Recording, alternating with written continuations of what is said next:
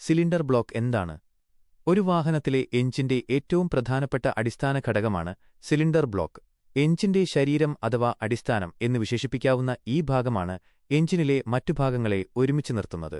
സാധാരണയായി cast iron അല്ലെങ്കിൽ aluminium alloy ഉപയോഗിച്ചാണ് സിലിണ്ടർ ബ്ലോക്കുകൾ നിർമ്മിക്കുന്നത്.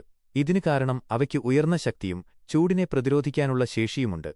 സിലിണ്ടർ ബ്ലോക്കിനുള്ളിലാണ് പിസ്റ്റണുകൾ മുകളിലേക്കും താഴേക്കും ചലിക്കുന്നത്.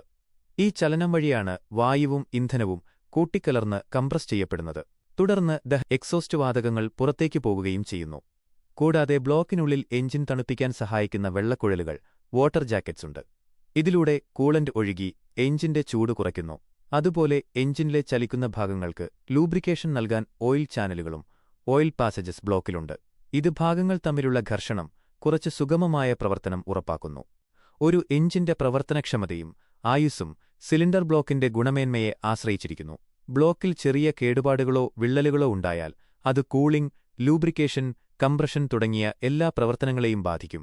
ഇത് എഞ്ചിന്റെ മൊത്തത്തിലുള്ള പ്രകടനത്തെ തകരാറിലാക്കും. അതുകൊണ്ടാണ് സിലിണ്ടർ ബ്ലോക്കിനെ എഞ്ചിന്റെ ഹൃദയം എന്നും അടിസ്ഥാനം എന്നും പറയുന്നത്.